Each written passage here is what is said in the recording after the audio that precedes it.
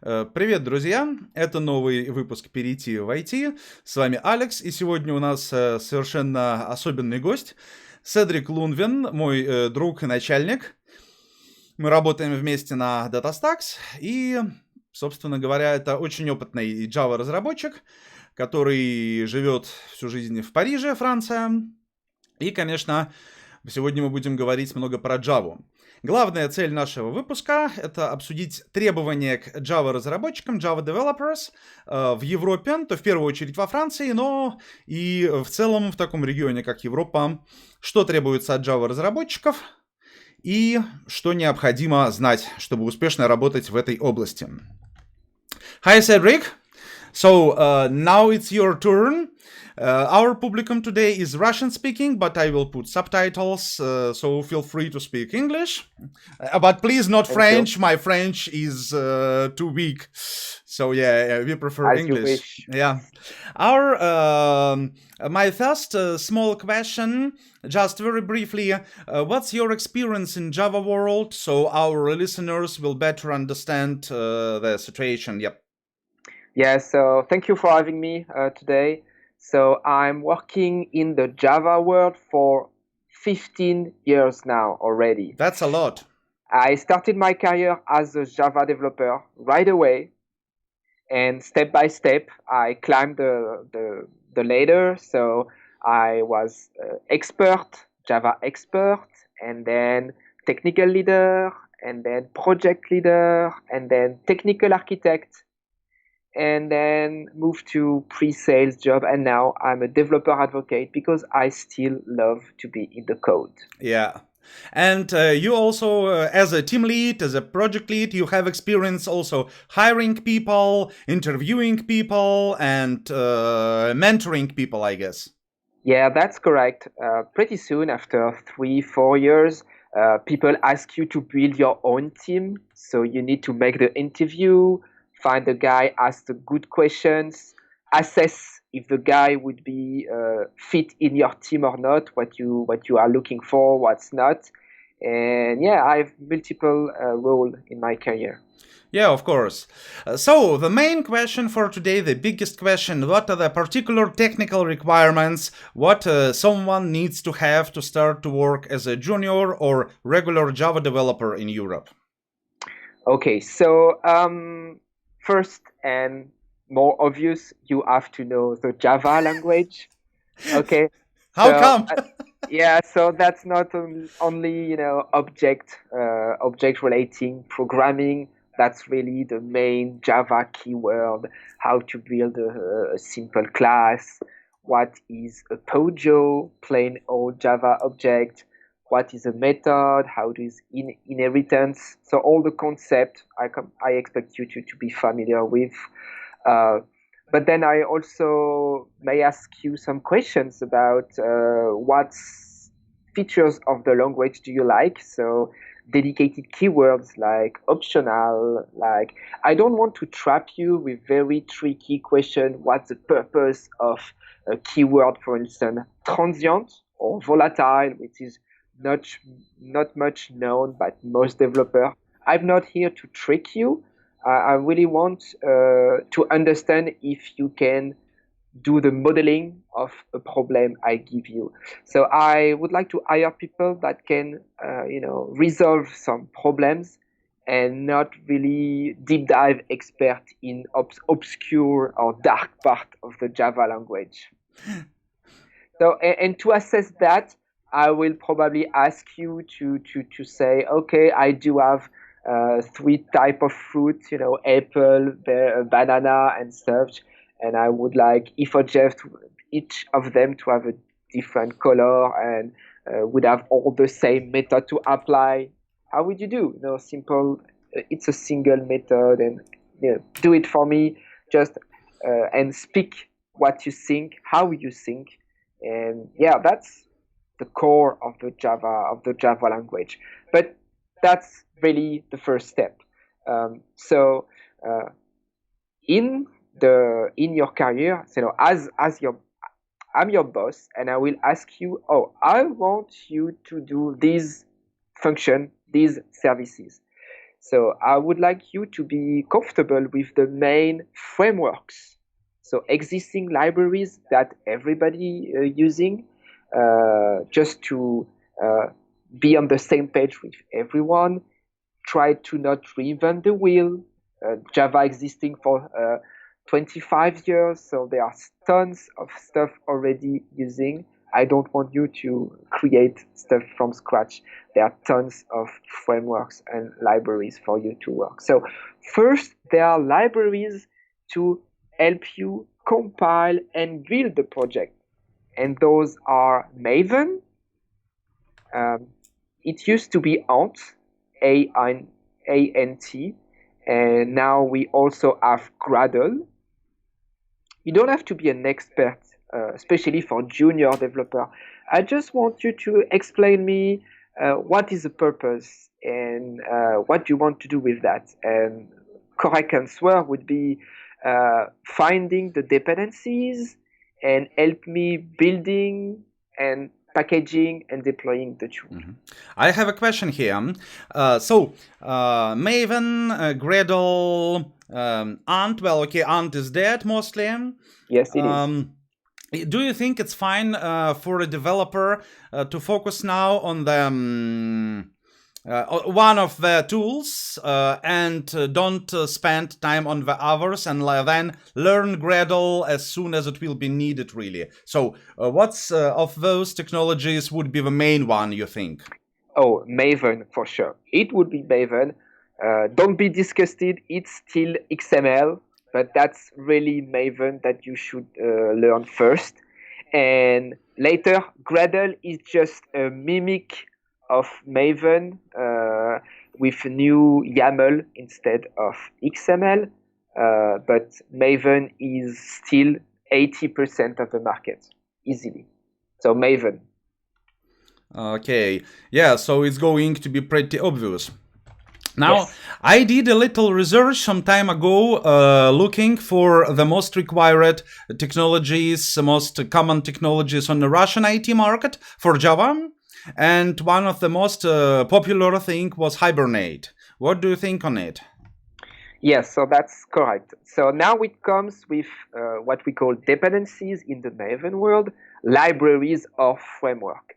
Something that you will import and have working class to do the job for you. So Hibernate is a tool to do the mapping from the Java world to your database. So by the way, you should be familiar with the concept of database. Relational database is okay. So in the relational database, you will define tables to store your data, and Hibernate is there to do the mapping between your tables and the object. That means you do your data modeling design, create tables, relationship, entities, and when you are happy with your design, click a button and that stuff will generate for you Java classes, to interact with the database. You don't have to do all the connection, doing the request by yourself. It's done by the tool. And it's so powerful and people want to go very fast and develop very fast. And so they expect you to know how to use Hibernate. I give you a database, please make me a service on top of the database to request. So if you are comfortable with Hibernate, you go much, much faster. Okay, and now regarding the databases, and first of all, relational databases, what would you suggest for a beginner Java developer to focus on? Oh, okay. They're all pretty the same, but to learn, I really like MySQL.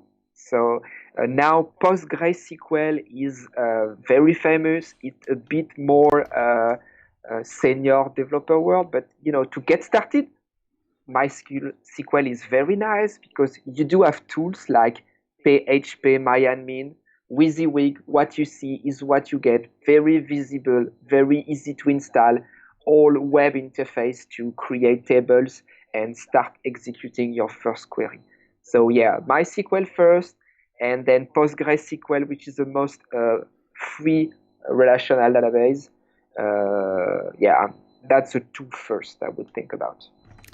Okay, and yes, from the developer's point of view, at least from my experience, they are very similar. So if you are good with MySQL, then you can be good with Postgres in some days. Yes, and you know what? You don't have to be an expert in the most enterprise relational database, which is Oracle. Oracle will overlap all the features of MySQL and Postgre, of course, but we also bring tons of extra stuff, and you don't have to study that.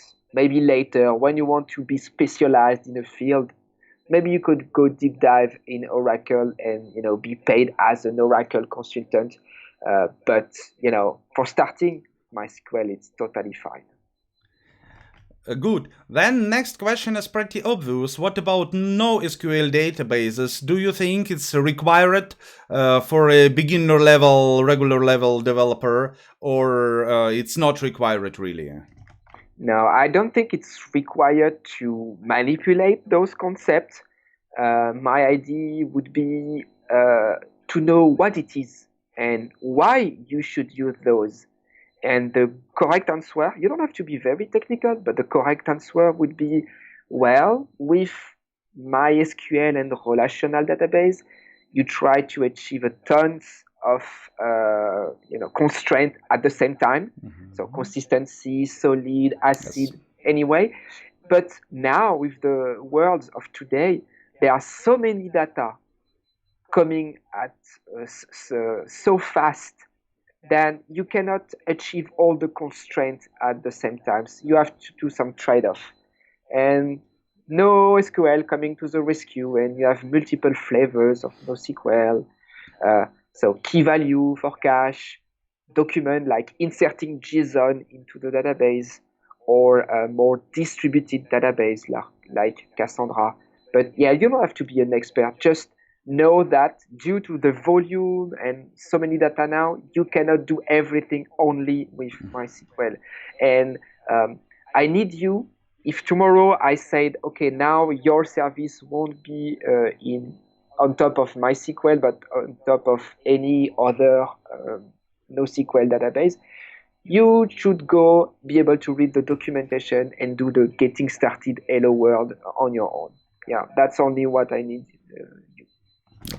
I would say it this way. From a junior or regular developer, I would not require the knowledge of relational or non-relational databases, but I would say what if a developer doesn't know what is NoSQL, what is Mongo, what is Cassandra, then it's definitely a bad sign, because it means this developer is not curious, and if developer is not curious, I don't want to work with him or her.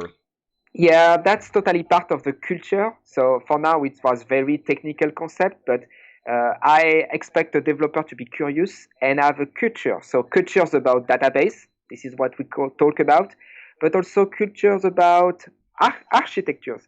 If I talk you about API, about microservice, about front end, at least you have to understand what it is and how to interact with those. You don't have to be an expert, but you have to heard already the terms, and the best way to do that is to subscribe to the main blog post, to the main blog like dev.to or medium.com. I mean, in the Europe side, this is the one we are reading the most. But yeah, keep reading all the time. Get to learn the new keywords. Docker, stuff like that. You don't have to be an expert, but be able to identify what is useful. Yeah, one of my favorite questions as an interviewer for new people was, what was the last IT book or at least IT article about the software development or patterns or anything what you have read? And mostly, if person was able to answer this question, it was a sign for a better developer. And if a developer reads nothing, no blogs, no books, then mostly probably we will not work together, because, well, again, that's about culture of developers in general. Yeah, you have to be up to date most of the time. You can also do video, look at video on YouTube. That's totally fine. You don't have to read a lot, but yeah, at least be familiar with the most trendy terms. Yeah, definitely. My next question would be, how important for a developer to have some experience with contributing and developing open source software? Like, how much do you look at the GitHub profile? Oh, not that much for the junior, let's be honest. I myself, I'm an open source developer. I've created my own framework 7 years ago. But you saw, I work in Java for 15 years and I do open source for only 7 years. So during the 5 to 8 first years of my careers, it was learning. What I would expect on the GitHub repo to be some hello world, getting started, starters. I mean, see that the guy trying to understand on his own, playing a little bit. But I don't expect him to commit on GitHub every day or be active on open source. Open source is very demanding. It's at the point of your career where you have created 2-3 projects for big companies, and now you want to do open source, but you want to do the software the right way. And you know that everybody is looking at your code, and you may iterate multiple times just to create something that you feel it's okay, and then everybody look at your code and say, "Oh no, you could have done better." Don't be shy. Don't be annoyed by all those comments. It will make it will make you grow.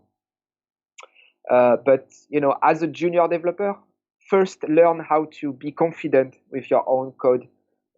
So I would say open source as step number 2. Okay, now experience in years, or how much time do you think it takes to reach to fulfill the requirements of European companies? How much years of expertise do you need to have as a junior and regular developer? Okay, time is not really important here. So I told you about Maven. I would complete my answer with Spring Framework, how to build an API, so REST API, so could be Spring, could be other, Jersey or any other framework to build some REST API. So if under your resume, I see that you have experience or know how to build something with these 2 main components, I will be interested. So, and during the interview, you can tell me, I built that, I need some help in the beginning, and then very quickly I will be autonomous. That's fine. I don't need you to have worked 2-3 years as a Java developer to start doing those. You as a junior, you have to start somewhere. So you cannot just go out of the school and have 10 years of expertise. So the main thing is have the correct keywords, concept, and the curiosity and willing to learn. And this is what I'm looking for. And in most European company, there is a evaluation period, 3 to 6 months. So I can totally hire you for 3 months and see. So I will give you simple and more complex problems, and see that if you are autonomous, look by yourself for solution, but also don't stick at the same issue for 1 week. It's like a good trade-off. Asking a question, you may look stupid for 5 minutes, but if you don't ask the question, you will be stupid for the rest of your life. So there is a trade-off here. So Yeah. Well said. Okay, one last question about technical things. What do you think about IDE, Integrated Development Environment? What would you suggest to use to a beginner Java developer? Oh, it's pretty easy. So Eclipse is a go-to solution. More advanced developer would switch to IntelliJ if they feel confident with it from JetBrains. We also have some developers still using NetBeans. So, Wow. but yes, but Eclipse is 95% of the market. So Eclipse is a go-to. Yeah. Yeah, that's interesting because I've heard well, I believe you are on the Eclipse side of things because you are in this world for 15 years. And Yes. those years there were nothing better than Eclipse. But now I see more and more people speaking about IntelliJ idea. It's very convenient, but yeah, the reason is I worked for Eclipse for 10 years, more than 10 years, and I feel so at ease with all the shortcuts and way to do it that I'm not I'm not faster using IntelliJ. I know how to use it, so ask me to use it, I will use it. But for me, it's not a wow effect. This is so much better, and IntelliJ is not free. You know what I mean? In the Java world, the IntelliJ Ultimate version, it's pretty costly. So free tool Eclipse is more than enough. And the last point now is about the education. How required is higher education, diploma, bachelor, or whatever in the IT field to get the job in Europe? Okay, so I would tell there are two levels.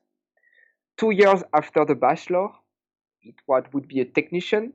So junior developer could totally start as this level. But let's be honest, those guys would be mostly PHP developer, web-oriented developer, or have significant previous experience to show during the recruiting phase that they know how to do it. And I don't expect that to be as autonomous as I would like for a Java developer. And then second level is 5 years after the bachelor, coming out from engineering school, at least in France. So this is what I can tell. And as there are Java developer junior, but still they are engineer. So I expect them to be curious, to be autonomous, and try to solve problem and try to push a little bit, not just copy pasting from Stack Overflow. Try to do some research and yeah. Yes, Stack Overflow driven development is everything, of course. But if someone doesn't have education in IT field, but let's say education in another engineering field, I don't know, whatever, is it a big deal for you, or you aren't really focused on the? No, I'm not really focused. I've met so many people coming from physics, mathematics, even mechanics. It's really like it's not that hard to make the transition. Find a good MOOC on internet. I would say Coursera, Udemy, Pluralsight. They're all your friends, and that's a good sign that you are motivated in your job. So if you show me that you have complete, 5 weeks, 10 hours a week, something about how to become a Java developer, sure, I will give you your chance. Yeah, in the end, that's about knowledge and skills, and first of all, ability to solve the problems. That's why people hire us to solve the problems. Okay, and very last question. So we were speaking a lot about the things companies require from us, what the knowledge we need to have as developers to be hired, to get some offers. In the very last minute, what do you think about the benefits of for programmers, for developers in Java world in Europe? So salaries, other benefits, other things make you happy. Okay, so I will speak mostly for France, let's be honest, at least for the salaries, because this is a level I know. So it keeps increasing. You know that there is a shortage of competencies. in the west part of the Europe. So salaries keep growing.